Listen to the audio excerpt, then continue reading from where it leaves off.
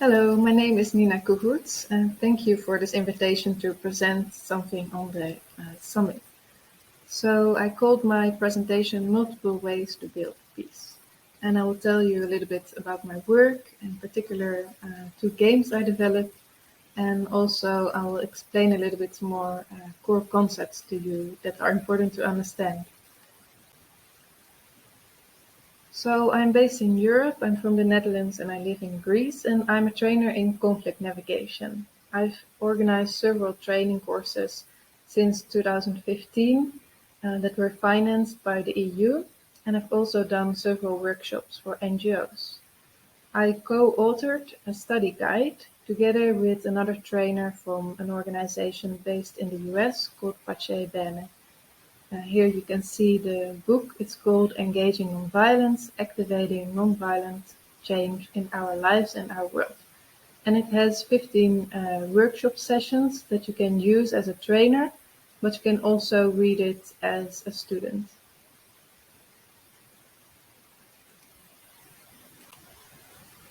So these are some pictures of the training courses. I've done 8 in total. That lasts for about a week. So just to give you a short agenda of this presentation. I will shortly explain nonviolence to you. Then I will explain peace building on 3 levels, positive peace and a culture of peace, and the Peace Please card game that we have developed, which we have done so for developing a culture of peace in organizations.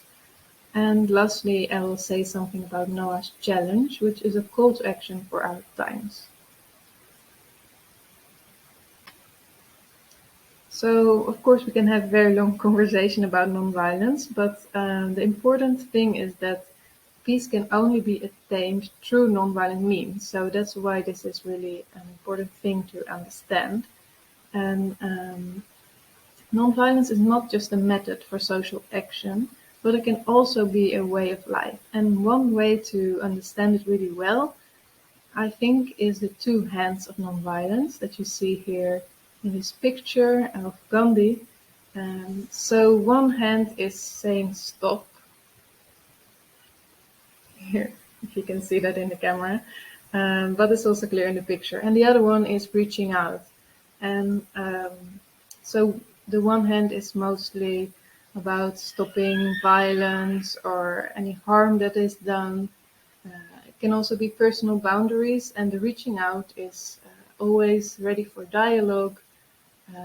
So not making an enemy of people that you oppose, but opposing their actions and still being willing to talk, because that's the way we can resolve our conflicts.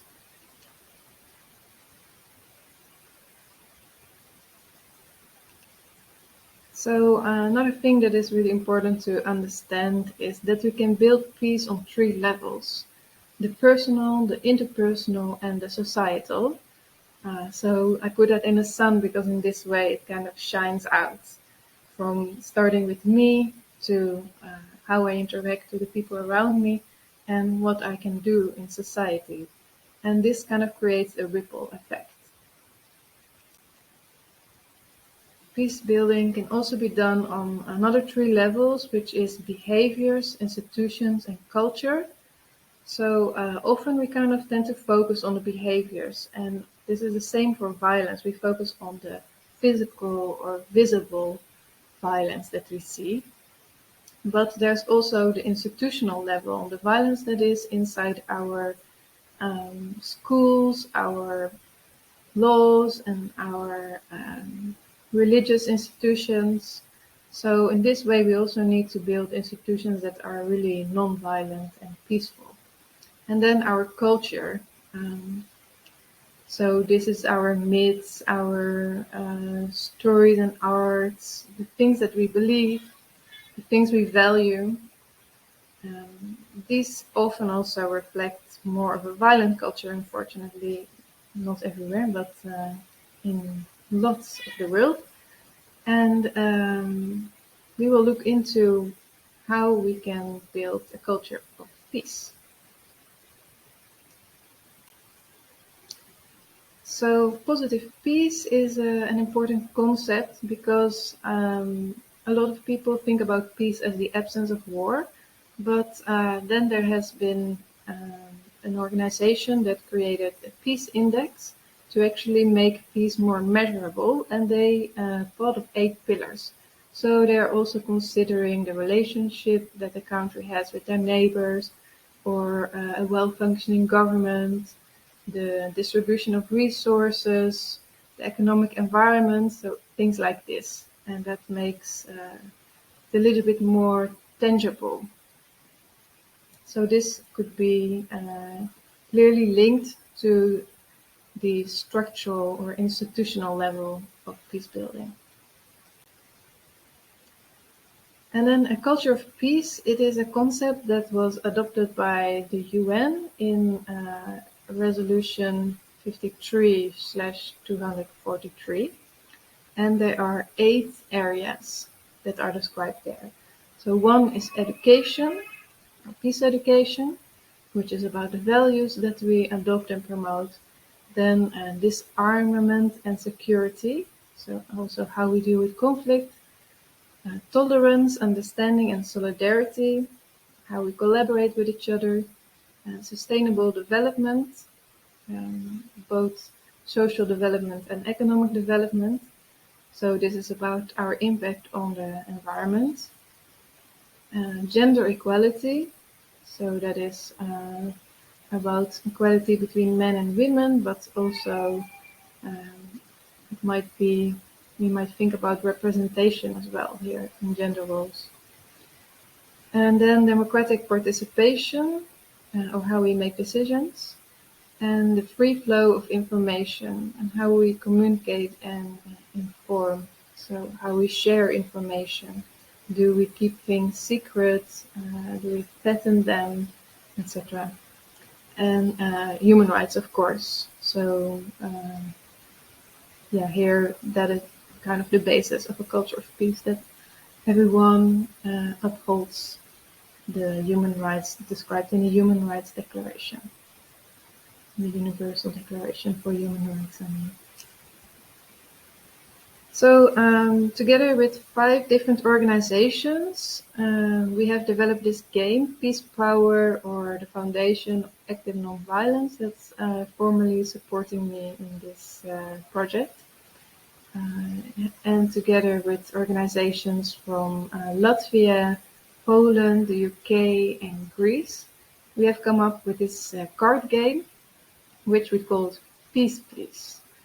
And it is to develop a culture of peace, particularly in organizations like our own organizations, through playing a card game. And with this game, we really wanted to translate such a kind of big and maybe hard to grasp concept of a culture of peace into the context of organizations. And therefore, we reworded a little bit the 8 areas of a culture of peace as follows: in core concepts and values, in conflict navigation, in teamwork and cooperation, impact and interconnection, equality and representation, decision making, communication and sharing information, and respect for human rights. So what we did is we thought of challenges that can occur on the level of an organization in these 8 areas. And there can be like really more common challenges, let's say, to ones that also have to do with decisions of the government that impact you as an organization. So really from the kind of like group dynamics in a team to more also dynamics between an organization and the society they work in. So here I have an example for you. One challenge card in decision making is that you just got hired by an organization and you observe that no one openly disagrees with a certain colleague and who is quite dominant, while some people have expressed their disagreement to you in private. Now, what do you do? In this game, you have 4 action cards, and at least 3 players. So you will pick one action card. For example, I know that overcoming a conflict as a group can move our work forward, so I asked that we all look at the conflict together. That is one action card. And another card here is I would not bring up topics which might create uncomfortable confrontation in the group. So these cards are selected, let's say, by the team, and another third card here that you see with the text down wasn't considered useful. And then you look here on the back of the card where you see the magnifying glass, how many points we have assigned to the card. And then you compare that to the number on the back of the cards of the challenge.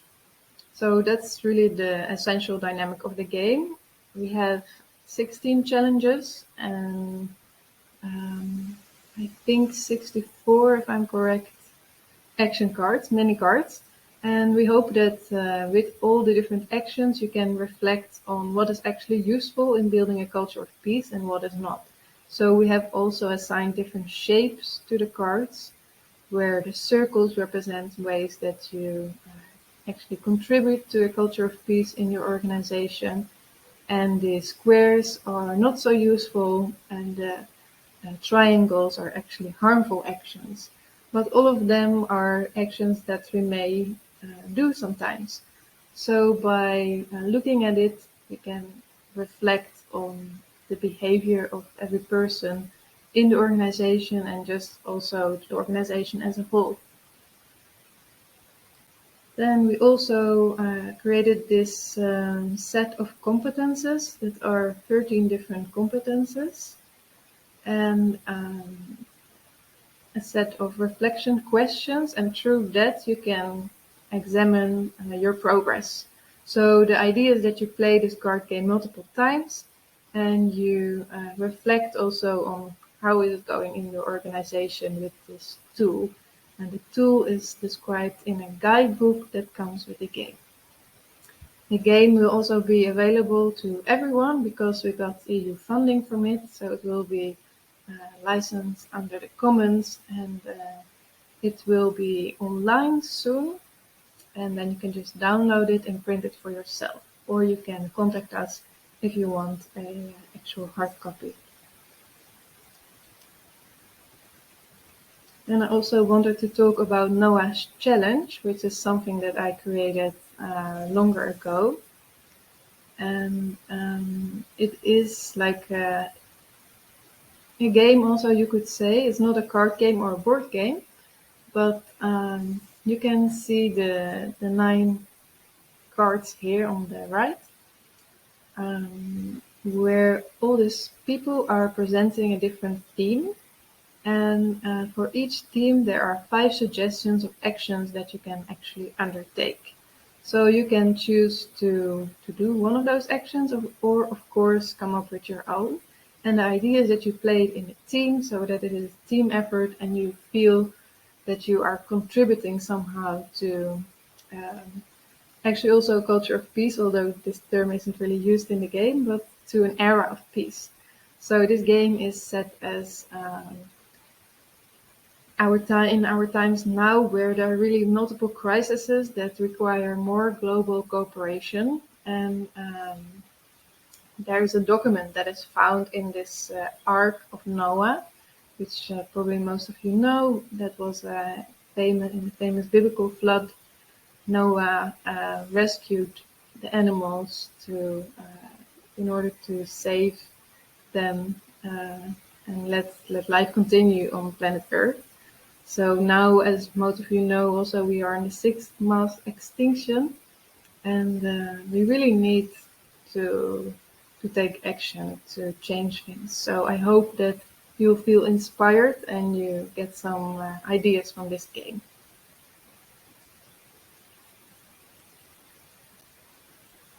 All right, so just really briefly, the conclusion of my presentation. It is important to understand that peace can only be built through non-violent means and not through violent means, although that's kind of a common understanding, unfortunately, when we wage wars or say that we go in defense to achieve peace. But I don't believe that's possible.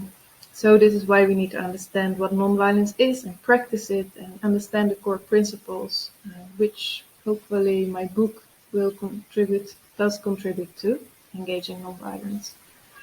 And it is also important that peace is built on the behavioral, institutional, and cultural levels, as well as the personal, interpersonal, and social global levels. Indicators for doing this are positive peace that is measured by the Peace Index, and also a culture of peace that I have described that has 8 different areas.